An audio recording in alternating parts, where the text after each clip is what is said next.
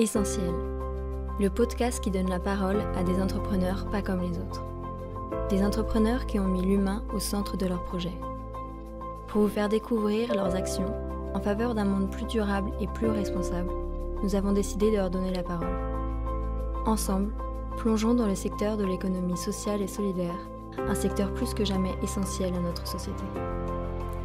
Bonjour à toutes, bonjour à tous, je suis ravi de vous retrouver pour ce nouvel épisode de notre série de podcasts Essentiel. Aujourd'hui nous parlons incubation de projets d'entrepreneuriat social avec Sophie Vanier, déléguée générale de La Ruche. Bonjour Sophie. Bonjour à tous. Sophie, on va tout de suite présenter La Ruche. C'est pas de l'apiculture, hein, La Ruche. Non, c'est pas de l'apiculture. On peut essaimer, mais c'est pas de l'apiculture. La Ruche, c'est un réseau d'incubateurs dédié à l'innovation sociale. Alors déjà, qu'est-ce que c'est un incubateur ? Si on se projette, un incubateur, c'est vraiment un lieu où on crée l'environnement le plus propice au développement des projets associatifs, entrepreneuriaux. Et dans ces lieux, il y a des entrepreneurs, des experts, des mentors. Et donc c'est ça un incubateur. C'est ça un incubateur et particulièrement, en l'occurrence, un incubateur de l'entrepreneuriat social. Il faut nous dire ce que c'est qu'un entrepreneur social qui vous accompagne particulièrement. Et puis moi, je voudrais qu'on parle des fleurs d'ici pour avoir une vision très concrète du type de projet que vous accompagnez. Entrepreneuriat social, donc c'est un mot qui a émergé à peu près il y a 10 ans en France, qui est toujours utilisé sous diverses formes. On parle d'entrepreneuriat impact, d'entrepreneuriat responsable, d'entrepreneuriat engagé. L'entrepreneuriat responsable, c'est un entrepreneuriat qui allie une logique économique et business. Donc, tout comme un entrepreneur, il faut une rentabilité, un modèle économique, une viabilité. Et pourquoi responsable ou social ou engagé ? C'est parce que cet entrepreneur, il va avoir au cœur de sa mission, de son objet social, l'enjeu de répondre à un défi de société. Aujourd'hui, vous savez qu'on n'en manque pas. Donc, à la fois des enjeux environnementaux, donc les déchets, le réchauffement climatique, les circuits courts, mais aussi tout ce qui est enjeux sociaux, c'est-à-dire inclusion, justice sociale, etc. Donc, c'est vraiment un entrepreneur qui a une double casquette, trouver un modèle économique et rendre la planète un peu plus durable et un peu plus égalitaire. Alors, les fleurs d'ici, on s'en était parlé lors du briefing de cet entretien. Un projet de circuit court pour les fleurs qui aujourd'hui se retrouve sur la table de l'Élysée, c'est ça ? Alors, c'est un projet qui est porté par une femme assez exceptionnelle, comme beaucoup de femmes entrepreneurs qu'on accompagne, qui s'appelle Hortense Haringue, et qui avait constaté qu'en fait, les fleurs qu'on achetait, elles arrivaient de très loin, par avion, et elles avaient un bilan carbone assez catastrophique. Je crois qu'un bouquet de fleurs de roses, c'est l'équivalent d'un aller-retour à Londres en avion, donc c'est assez effrayant. Et donc elle s'est dit, mais en fait, le circuit court, il marche aussi pour les fleurs. Et donc elle a développé un circuit court de fleurs locales et de saison. Et donc ça a commencé avec une envie de reconversion professionnelle, une idée. Et aujourd'hui, elle distribue des fleurs locales et de saison partout en France. Et elle fleurit en effet des entreprises ou des institutions de renom, et notamment l'Élysée. Alors c'est une histoire de reconversion, de vocation aussi peut-être. La vocation aujourd'hui, c'est un peu la vôtre aussi sur cette question de l'entrepreneuriat social. Je crois que vous auriez pu travailler pour les caisses d'épargne, on s'en était parlé. Tout à fait. Alors comment ça s'est passé du coup, finalement entre choisir une carrière, on va dire, tout à fait classique et puis se lancer dans ce projet de développement du réseau de La Ruche ? Ça a été avant tout des rencontres. C'est vrai que je pense que c'était il y a 12 ans où j'ai foulé les beaux bureaux de la Fédération Caisse d'Épargne. Je m'intéressais déjà au microcrédit, j'avais été très très bien accueillie. Mais c'est vrai que j'avais aussi fait un entretien pour un stage à l'époque pour une entreprise de La Ruche.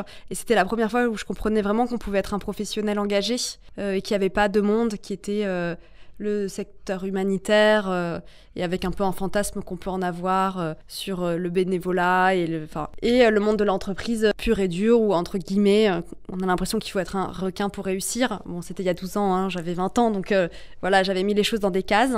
Et puis là, je suis arrivée à La Ruche et en fait... je voyais des hippies engagés, pros, et qui montaient des projets qui avaient du sens et qui en plus avaient des modèles économiques. Et donc j'ai fait mon petit bonhomme de chemin et d'opportunité en opportunité. Je me suis pas posé de questions. Ce sont des rencontres et je crois que c'est aussi une inspiration que vous avez aussi trouvée en Australie, c'est ça ? Puisqu'à la base, vous avez une formation en droit et économie dans une école de commerce et puis vous êtes parti en Australie et c'est là où quelque part aussi vous avez fait cette synthèse entre entre métier et engagement? Tout à fait, parce que moi j'avais fait un cursus assez classique, école de droit, économie, d'abord à l'université, puis ensuite une école de commerce. Et en fait, j'avais jamais entendu parler de RSE, de éthique dans le business ou d'entrepreneuriat engagé. Et il a fallu que je parte presque à l'autre bout du monde à l'époque, donc c'était 2009-2010, pour qu'on m'en parle, où là ça a été une révélation. Heureusement, en France, les choses ont changé, il y a des chaires et des masters maintenant dédiés à ces questions-là. Mais oui, c'est un anthropologue australien qui m'avait parlé pour la première fois de comment une entreprise avait une responsabilité au-delà de sa responsabilité financière ou près de ses salariés. Elle avait d'autres parties prenantes, dont les habitants d'une ville, son environnement, la planète, etc. Alors on a fait un peu de chemin, puisqu'il y a même une loi, Grand depuis, chemin, la loi depuis. Pacte, qui est venue modifier même l'objet social des entreprises pour intégrer des dimensions sociales, sociétales en tout cas, et environnementales. Vous avez fait aussi la rencontre d'un homme, c'est Bruno Imbert, c'est ça, qui a été aussi une source d'inspiration sur ces sujets? Disons que ça, même plus c'était une source d'inspiration, c'est vraiment...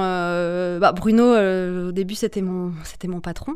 Il m'a embauché en tant que stagiaire dans son agence de conseil en RSE, mécénat innovant. Puis on a commencé à monter des programmes ensemble. Et puis il a repris la présidence de La Ruche. Et là, on a fait un constat, c'est qu'à La Ruche, il y avait une communauté, il y avait des coworkers qui partageaient il y avait une communauté de pensée et ils partageaient énormément de choses en termes de carnet d'adresses, de bonnes pratiques.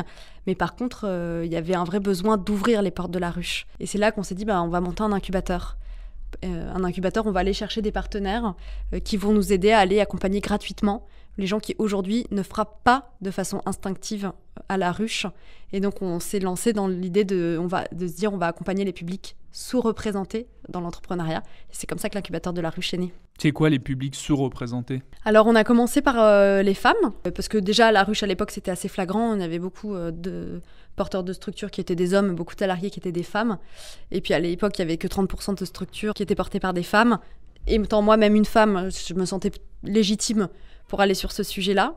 Et donc on a commencé par monter 2 programmes d'entrepreneuriat des femmes, donc les audacieuses et les ambitieuses Tech for Good. Et puis ensuite, on s'est dit, il faut être beaucoup plus inclusif. Et donc, on a monté des programmes pour les publics très éloignés de l'emploi, bénéficiaires du RSA, chômeurs de longue durée, issus des quartiers politiques de la ville. Maintenant, on a des programmes également dans la ruralité. Donc, à chaque fois, on fait évidemment ça avec des partenaires qui connaissent très bien les publics. Et nous, on vient avec notre expertise qui est accompagner les entrepreneurs du stade de l'idée jusqu'à la première levée de fonds. Revenons sur ces programmes consacrés aux femmes et aux femmes qui ont le projet d'entreprendre. Alors, c'est un sujet qui nous tient à cœur en caisse d'épargne puisque ça fait plus de 10 ans qu'on accompagne ce sujet de l'entrepreneuriat féminin. Comment faire en sorte que la part de femmes créatrices d'entreprises progresse d'année en année? Vaste défi. Vous leur proposez finalement 2 programmes d'accompagnement, c'est ça, concrètement? Quelle est votre action pour les aider à franchir ce cap de l'entrepreneuriat et à réussir? Alors en effet, on a décidé de genrer 2 programmes dans l'idée d'interpeller les femmes qui ont une idée à se lancer. Ce qu'on a constaté, c'est que si on avait un programme qui parlait à tous, c'est-à-dire sans vraiment interpeller les femmes, on avait moins de candidatures. Et donc, on a vraiment décidé de faire ce pari, de dire on va avoir des programmes genrés et on va en plus les appeler les audacieuses et les ambitieuses.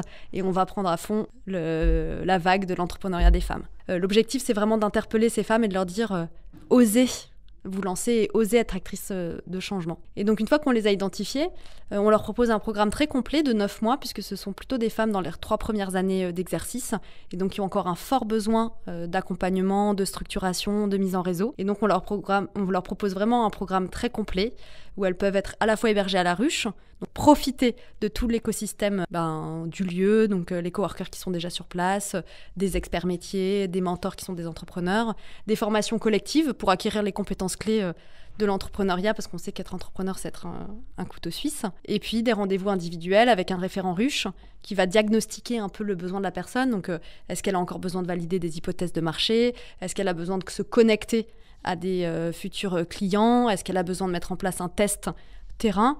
Et donc, du coup, en fonction du diagnostic qui sera fait par le référent de La Ruche, qui est un peu le médecin généraliste dans ce cas-là, il va faire des prescriptions, donc des mises en relation avec des experts qui vont aider très concrètement la personne à passer une étape ou à répondre à une question. Alors, vous êtes d'autant plus légitime, évidemment, à les accompagner que vous-même, vous êtes quelque part une entrepreneur sociale, puisque la ruche, il faut la faire tourner, il faut trouver des ressources, il faut gérer une équipe qui, je crois, s'est beaucoup développée ces derniers temps et va continuer à fortement se développer. C'est quoi le défi aujourd'hui pour la ruche ? On en a beaucoup. Des défis. Aujourd'hui, on est vraiment dans un monde qui bouge et je pense que la responsabilité, elle est partout. Je pense que les consciences ont changé. Et donc, à la ruche, on a fait un petit virage. C'est qu'aujourd'hui, on a envie d'accompagner toutes celles et ceux qui souhaitent entreprendre. Et même si au démarrage, ils ne se qualifient pas comme entrepreneurs sociaux, nous, on se dit que par notre accompagnement, on peut aider les projets à être plus engagés. Et donc, du coup, là, il y a un premier virage dans notre positionnement, c'est dire qu'on n'est plus que l'incubateur des entrepreneurs engagés, mais on est l'incubateur de toutes celles et ceux qui se lancent. Et à travers notre action, ils auront des projets plus engagés, plus pérennes. Donc on a un enjeu de positionnement. On a un vrai enjeu de rassurer les équipes aussi. C'est vrai, vous l'avez dit, on a beaucoup grossi. On était 12 il y a encore 1 an et demi, on est 30. On a une dizaine de recrutements en 2022 qui vont aussi intégrer les équipes. Donc on connaît ce qu'on appelle le changement d'échelle. Et donc le changement d'échelle, il a de multiples défis. Des défis à l'externe sur faire comprendre quelles sont les nouvelles offres, les nouveaux engagements à nos parties prenantes et au grand public, mais aussi à bien garder une équipe soudée, qui est sûre qu'on va dans le bon sens aussi, qui est sans perte de valeur, parce qu'il y a beaucoup cette crainte dans les entreprises de l'ESS quand elles grandissent. De perte de valeur, de perte de valeur l'ADN. au sens de perte de repères finalement. Oui, ou alors est-ce que la ruche, on a toujours été tellement militant de dire il faut que les projets ce soit super impact, super pérennité, des profils éloignés, enfin à force de vouloir très bien faire, parfois quand on grandit, on peut avoir peur de dire on va faire... De perdre son âme en quelque sorte. Oui, mais c'est une crainte qui est légitime. Nous, évidemment, on ne le voit pas comme ça parce qu'on sait que tout ce qu'on fait, c'est dans notre ADN, c'est une colonne vertébrale. On ne peut pas perdre sa colonne vertébrale, sinon on meurt. Donc moi, je sais qu'on ne la perdra jamais, notre colonne vertébrale. Mais par contre, il faut parfois rassurer quand on est en train de changer ou de grandir les équipes et les parties prenantes sur ces sujets-là. Alors quand on est délégué général d'une structure comme ça, qui a une telle vocation, a un tel engagement et qui en même temps se développe à cette vitesse, c'est quoi le quotidien d'une déléguée générale dans ce contexte ? C'est une question rigolote parce que c'est un quotidien qui est très varié. Donc, alors très souvent, vous me trouvez rue de l'Est à Paris, qui est notre siège social, où il y a toutes les équipes et où on passe du temps à faire répondre à des appels à projets, à être auprès des équipes, à faire pas mal de réunions quand même. On essaye de pas avoir la réunionnite, mais comme je vous le disais, on est en croissance et il faut s'assurer de bien échanger avec tout le monde. Je passe un peu de temps aussi avec les ruches en région, puisqu'aujourd'hui on a 12 espaces partout en France, on est un véritable réseau de ruches. Donc lundi par exemple, je pars à Montpellier fêter les 4 ans de la ruche Montpellier. Je suis aussi porte-parole de la ruche, donc il y a des moments où je viens voir des partenaires comme vous pour parler de ce qu'on fait. Et puis dans des moments plus informels, on essaye aussi de co-construire beaucoup de projets avec nos partenaires. Donc il y a beaucoup de travail aussi autour de l'écosystème. Voilà déjà des journées bien remplies. C'est déjà pas mal. Des journées bien remplies. Donc côté Caisse d'Épargne, on est partenaire. Tout à fait. Voilà, on donne un coup de pouce, on va dire, depuis plusieurs années, effectivement, sur ce sujet particulièrement de l'entrepreneuriat féminin. Peut-être nous dire un petit peu quelles sont vos actions en région, voilà, nous dire un peu sur les territoires aujourd'hui, c'est quoi l'ambition, c'est quoi le développement ? Alors déjà oui, c'est vrai qu'on a quelques partenaires historiques dont fait partie la Fédération nationale des caisses d'épargne sur l'entrepreneuriat des femmes. Alors un petit mot sur le wording, parce que j'ai le droit d'être un peu embêtante. Précisons les termes. Voilà, précisons les termes. Aujourd'hui, on parle beaucoup d'entrepreneuriat féminin. Et moi, c'est quelque chose qui me heurte à chaque fois que je l'entends. Parce que si on disait l'immobilier au féminin ou la cuisine au féminin, on se demanderait en quoi une entrecôte cuite par une femme, elle est différente de par un homme ou une architecte femme ou homme. Et donc l'entrepreneuriat féminin, ça voudrait dire qu'il y a un entrepreneuriat masculin. Donc nous, c'est vraiment pas ce qu'on défend. On dit juste... accompagner tout le monde, c'est une question d'égalité des chances, puisque quand on est accompagné, on a plus de chances de succès. Aujourd'hui, il y a moins de femmes accompagnées, donc il faut accompagner l'entrepreneuriat des femmes et pas l'entrepreneuriat féminin. C'est une très bonne mise au point et très bonne précision qu'il faut effectivement apporter. On constate qu'il y a des marqueurs quand même chez les femmes qui entreprennent et notamment sur les secteurs d'activité. On sait qu'il y a un enjeu aujourd'hui à sensibiliser, y compris les jeunes filles, aux métiers dits plus masculins, parce qu'aujourd'hui les femmes ont tendance à entreprendre dans les secteurs faiblement capitalistique notamment, sur le service à la personne. Mais là, il faut combattre les représentations dès le plus jeune âge finalement, et donc il y a aussi un travail de sensibilisation parce qu'il n'y a pas effectivement l'entrepreneuriat masculin ou l'entrepreneuriat féminin. Il y a l'entrepreneuriat des hommes et l'entrepreneuriat des femmes, et au fond, et d'ailleurs toutes les études le montrent, y compris les baromètres qu'on a réalisés, les femmes expriment la même volonté d'entreprendre que les hommes, et surtout évidemment elles réussissent tout aussi bien que les hommes, il n'y a pas de sujet là-dessus. Donc, voire mieux. Voilà, voire mieux, donc il faut être rassuré, il faut qu'elles soient rassurées. Il faut rassurer tout le monde sur ses capacités. Et du coup, dans les régions, votre développement sur les territoires aujourd'hui? Alors, comme je vous le disais, on a 12 lieux en France qui sont à la fois, avant tout, des lieux qui réunissent des entrepreneurs engagés et qui développent de plus en plus des programmes d'incubation. Donc, à Montpellier, par exemple, ils sont très engagés sur l'entrepreneuriat des femmes avec les programmes des Audacieuses. À Saint-Nazaire, il y a un programme pour entrepreneurs réfugiés qu'on fait avec le groupe SOS et l'Europe. À Marseille, ils sont aussi très engagés sur les problèmes que peut connaître Marseille dans les quartiers prioritaires de la ville. Et donc, ils sont vraiment un acteur de l'inclusion et de l'insertion professionnelle. Vous l'avez compris, chaque ruche est une réponse locale aux besoins de son territoire. Et donc, elle a des programmes spécifiques en fonction des partenaires locaux et des besoins. Et donc vous avez aussi effectivement, et c'est ce que vous disiez, un travail aussi d'encouragement et de dire oser. Et ça donc c'est le nom de vos programmes, c'est ça, Elles osent et oser être actrices de changement. C'est comme ça que vous avez intitulé vos programmes. Hein. Alors c'est les Audacieuses. Les Audacieuses. Oser voilà. être actrice de changement, c'est le CLEM. C'est ça. Et le second programme, c'est les Ambitieuses. Ouais. C'est un stade plus accélération, alors que les Audacieuses, c'est plus de l'émergence. Et c'est les Ambitieuses Tech for Good. Et c'est notamment sur ce programme que nous sommes partenaires. Et là, on va chercher des animaux encore plus rares, qui sont les femmes qui entreprennent dans la tech, les nouvelles technologies et les sciences. Oui. Donc aujourd'hui, c'est à peu près 9% de femmes qui sont à la tête de start-up, si on utilise un vocabulaire large.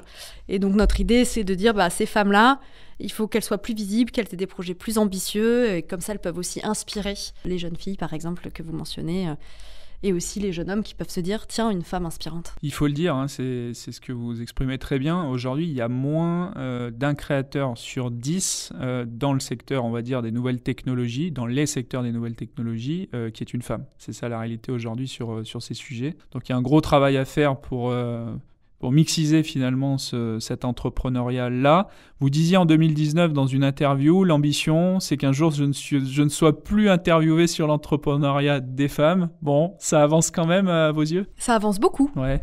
Déjà en 10 ans, je crois qu'on a pris 10% de femmes qui entreprennent en plus. Donc là, on est à 40%. Donc ça commence à être très honorable, je trouve. Sur la question égalité femmes-hommes, on a, en France en tout cas, il y a beaucoup d'avancées. Donc oui, ça avance beaucoup, mais on sent qu'on a encore à faire notre part, et notamment dans l'entrepreneuriat à impact, où je trouve qu'on n'a pas d'enjeu d'exemplarité, donc on ne doit pas être exemplaire par rapport à d'autres secteurs, mais en fait on a les mêmes vices ou les mêmes biais que d'autres secteurs, et donc du coup il faut s'y mettre aussi. Donc tant qu'on n'en sera pas à 50-50, je pense que nos programmes existeront encore. Le moment de conclure est arrivé. Merci Sophie d'avoir accepté de témoigner. C'était avec grand plaisir. Si vous souhaitez en savoir plus sur La Ruche, rendez-vous sur le site internet www.la-ruche.net. Vous pouvez également visiter le site de la Fédération nationale des caisses d'épargne pour en savoir plus sur le soutien qu'apportent les caisses d'épargne aux acteurs de l'ESS. Rendez-vous dans un mois pour notre prochain podcast. En attendant, n'hésitez pas à partager et à nous dire ce que vous avez pensé de ce nouvel épisode. Au revoir.